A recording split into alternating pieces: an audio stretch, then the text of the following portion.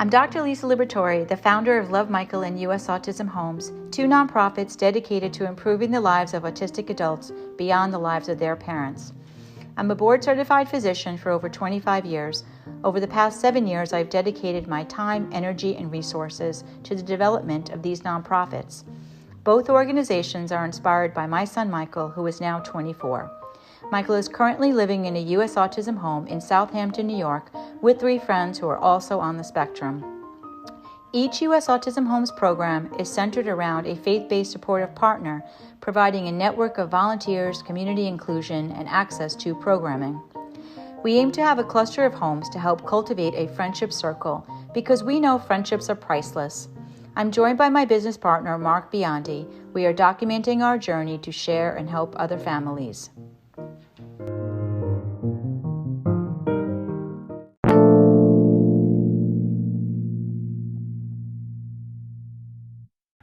All right, well, good morning, everyone. Welcome to the USAH podcast. On today's episode, we will be speaking about addressing the medical needs of the residents, the autistic population. And I'm here with Dr. Lisa Liberatore, the founder of US Autism Homes and Love Michael. And Dr. Lisa, good morning, and would love to jump in and have you give us a little bit of an overview around the medical needs of the adult autistic population. Oh, good morning, Mark. So thank you. Well, as you know, I'm an ear, nose, and throat doctor. I've been in practice for 25 years, and I've shared my story that, when my son was diagnosed in 1999, I had zero education through my medical school education, and all during my residency with anybody on the autism spectrum. And at this time, I have to say that the medical school education continues to just start to look towards the needs of the intellectually disabled and autistic population. So what you have is physicians who do not understand autism or how to approach and treat individuals with intellectual disability. So that insecurity leads people to avoid or to kind of rush through something that would feel uncomfortable as a doctor, right? Doctors want to feel control. They want to, they feel very confident, but you don't feel confident when you don't have knowledge. And it's really through my personal experience that I learned so much. And now being so involved in the care of the autistic adult that I've gotten educated by really direct experience. So you have the physician who's not very confident and doesn't know how to approach, and then you couple that with the intellectually disabled and autistic patient who lacks the ability to communicate what they're feeling. They don't typically bring issues to the attention of their parent, guardian, or physician, and so you have this like perfect storm, right, of the person not knowing to bring something to the doctor or parent's attention, and then the physician who doesn't really feel that confident and so doesn't know that. So does the individual then sometimes it can manifest itself in maybe some sort of attempt to express and communicate that there's this issue, and then it ends up being viewed as a behavior issue when in fact it's medical. Hearing some kind of feedback now. Now it's gone. Okay. So yeah, exactly. Imagine if you're not able to verbally communicate what's bothering you, and you have to show that to somebody. I'm uncomfortable. That would come out as maybe hitting your head with an open hand, or banging something, or vocally, yelling out. And very, very commonly, somebody who is actually really in pain or has something that's causing them physical distress is interpreted as, oh, that's autism. That's a behavior. Let's manage that behavior. Right. Any examples you can and share then, of that? Yeah, we've got lots. I mean, unfortunately, I've got lots of examples, and my own son I remember he was going for a run. He went for a 5 mile run, came back, and then the person was with him said, you might want to check his foot. There's a little blood on his sock as she was leaving the house. Pulled the sock off, and there was a horrible ingrown toenail with a big pus thing all around the large toe.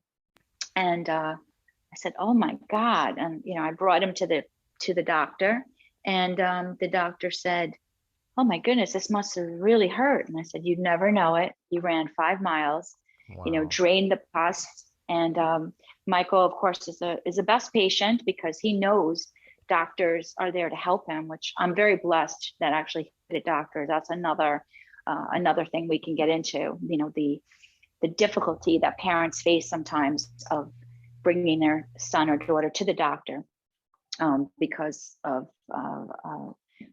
they're just not able to sit in a chair. They're not able to be examined without being totally sedated, and that's of course not easy to do. Again, that leads to delay in diagnosis if you're dreading taking your son or daughter to the doctor because you know that they're not going to be cooperative. It's going to be a scene.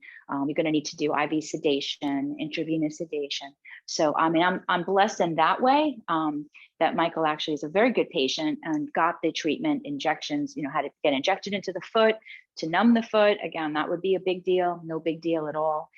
He has, and others on the spectrum appear to have a high tolerance for pain, and they perceive the pain gone very quickly. So in other words, we would still feel the throbbing in the toe, for example, and he doesn't.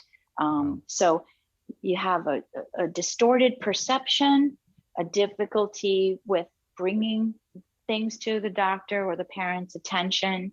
And that's what leads to delayed diagnosis and very advanced discovery of problems. So some Um, suggestions you might have, Dr. Lisa, for families to approach this situation, and maybe some things that you found in your well, experience. yeah, I mean, that's why our U.S. Autism Homes model is we've thought this through really well, and one of the key differentiators of what we're trying to do is to really look at the medical needs of the residents in a proactive way, in a preventative way.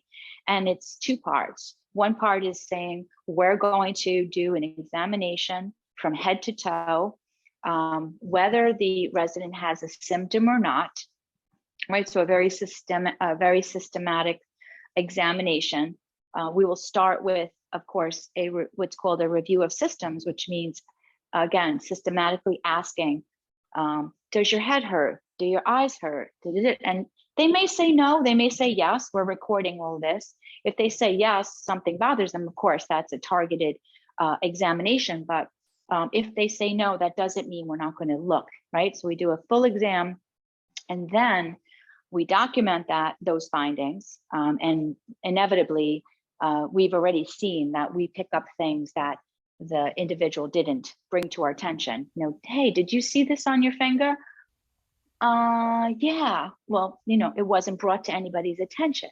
So then we will, of course, treat that problem, but we'll also bring the residents to the classroom that we use, and each month present them with a prioritized lesson on their health, helping them to understand how to advocate for themselves and helping them to understand the very simple phrase of this is changed, something is different. I mean, if we can get that, reinforced, we're going to save lives. We're going to save lives for sure. We're going to save emergency room visits for sure. We're going to improve their quality of life. We're going to reduce those agitation and behaviors that might lead to unnecessary, restraining or physical or unnecessary medication for some other, groups. So I'm really excited about this approach, and it's and this is very innovative. Amazing. Thanks so much for sharing that, Dr. Lisa. With us at US Autism Homes, our mission here is to document our story. We understand everyone's situation is unique, but in the sharing of our story, we hope to help your story. You can find more about us at usautismhomes.org, and we look forward to future episodes and sharing our learnings with all of you. Thanks to all the listeners out there, and we'll see you at the next episode.